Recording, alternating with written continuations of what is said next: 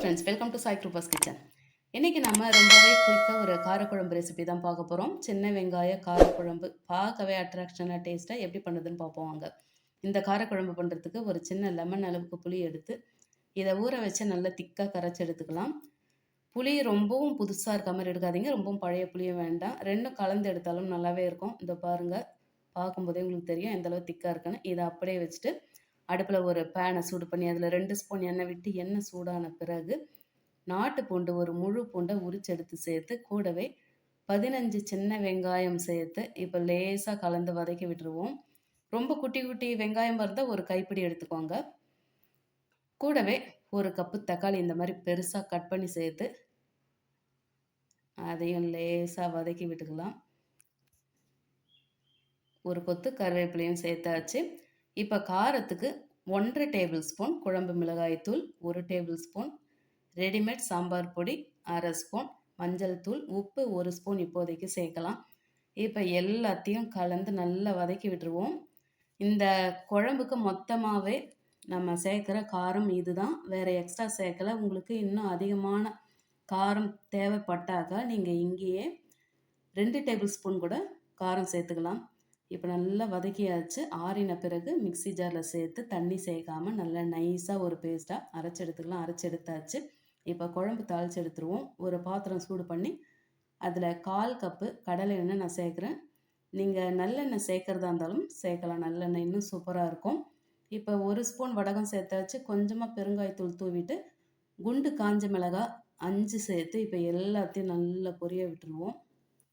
நல்லா பொரிஞ்சு வரட்டும். இப்போ 7 பல் பூண்டு மெலிசாக கட் பண்ணி சேர்த்துட்டு கூடவே 20 சின்ன வெங்காயம் சேர்த்து இப்போ எல்லாத்தையும் நல்லா சாஃப்டாக வதக்கி விட்டுக்கலாம். இது சின்ன வெங்காய காரக்குழம்புன்றதால சின்ன வெங்காயம் தாராளமாகவே சேர்க்கலாம். கொஞ்சமாக கருவேப்பிலையும் சேர்த்தாச்சு. 1/2 ஸ்பூன் காஷ்மீர் மிளகாய் தூள் சேர்த்து அதையும் ஒரு முறை அப்படியே மிக்ஸ் பண்ணி விட்டுருவோம். காரக்குழம்பு புளிக்குழம்புக்கெல்லாம் கொஞ்சம் கலர்ஃபுல்லாக இருந்தால் நல்லாயிருக்கும். அதுக்கு தான் நம்ம இந்த காஷ்மீர் மிளகாய் சேர்க்குறோம். இப்போ அரைச்சி எடுத்த அந்த பேஸ்ட்டையும் இதோடு சேர்த்து நல்லா கலந்து பரட்டி எண்ணெய் பிரிஞ்சு வர்ற வரைக்கும் அப்படியே வதங்க விட்டுருவோம். இந்த பாருங்கள், எண்ணெய் சூப்பராக பிரிஞ்சு வருது. இப்போ ஒரு முறை எல்லாத்தையும் நல்லா பரட்டிட்டு நாம் அரைச்செடுத்த அந்த மிக்ஸி ஜார்லேயே 1.5 கிளாஸ் போல் தண்ணி சேர்த்து கலந்து ஊற்றியாச்சு. இப்போ திரும்பவும் உப்பு தேவையான அளவுக்கு சேர்த்து இப்போ எல்லாத்தையும் நல்லா கலந்து கரைச்சி விட்டுட்டு நம்ம எந்த அளவுக்கு புளி கரைச்சி எடுத்துருக்கோமோ அந்த அளவுக்கு காரம் சேர்த்துக்கலாம். அதே மாதிரி தண்ணி அதிகமாகிடாமல் பார்த்துக்கோங்க. இந்த மாதிரி காரக்குழம்புல கெட்டியாக இருந்தால் தான் நல்லாயிருக்கும். இப்போ புளி கரைசலை சேர்த்தாச்சு.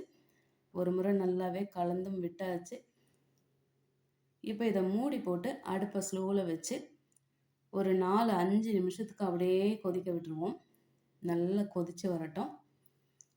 நல்லா கெட்டியாக வரணும். இந்த பாருங்கள், எண்ணெய் நல்லா மேலே அப்படியே தேங்கி நிற்குது. கட் பண்ணி வச்ச கொத்தமல்லி, கிள்ளி வச்சுருக்க கருவேப்பிலையும் சேர்த்தாச்சு. இப்போ எல்லாத்தையும் ஒரு முறை கலந்து விட்டாக்கா நம்மளோட சூப்பரான சின்ன வெங்காய காரக்குழம்பு அட்டகாசமாக ரெடி ஆகிடுச்சு. சாதாரணமாகவே வெங்காயத்துலேயே ரொம்ப சத்தானது இந்த சின்ன வெங்காயம். இதை நம்ம வதக்கி மட்டும் சேர்க்காம வதக்கி அரைச்சும் சேர்த்துருக்கோம். அதனால் இது டேஸ்ட் பார்த்திங்கனாக்கா ரொம்ப ரொம்ப சூப்பராக இருக்கும். தவிர இதில் நாம் தேங்காய் அரைச்சி சேர்க்கலை. அதனால் இதை நம்ம ஃப்ரிட்ஜில் 1 வாரம் 10 நாள் வச்சுருந்து நல்ல சுண்டை வச்சு சாப்பிட்டாலும் சூப்பராக இருக்கும். நல்ல சுட சுட சாதத்து கூட இந்த குழம்பு ஒரு கரண்டி சேர்த்து சாப்பிட்டாவே ரொம்ப அட்டகாசமாக இருக்கும். நமக்கு சைட் டிஷ்ஷே தேவைப்படாது. அப்படியே வேணும்னாலும் வெஜிடேரியன் சாப்பிட்றவங்க கோஸ் கேரட் பொரியல் ரொம்ப நல்லாயிருக்கும். நான்வெஜ் சாப்பிட்றவங்களுக்கு முட்டை பொரியல் ரொம்ப அட்டகாசமாக இருக்கும். இது ரெண்டுமே இல்லைனாக்கா பொரிச்சு வச்ச வத்தல் இல்லாட்டி அப்பளம் இருந்தால் சூப்பராக இருக்கும். நீங்களும் ரொம்பவே ஈஸியான, ரொம்ப சத்தான, ரொம்ப டேஸ்டான, ரொம்ப கலர்ஃபுல்லான இந்த சின்ன வெங்காய காரக்குழம்பு செய்து சாப்பிட்டு எப்படி இருந்ததுன்னு மறக்காமல் கமெண்ட்டில் சொல்லுங்கள். ரெசிபி பிடிச்சிருந்தால் லைக் பண்ணி அப்படியே நம்ம சேனலையும் சப்ஸ்கிரைப் பண்ணி பக்கத்தில் பெல் ஐக்கான் அழுத்தி அதில் ஆலையும் கிளிக் பண்ணிக்கோங்க. தேங்க்ஸ் ஃபார் வாட்சிங்.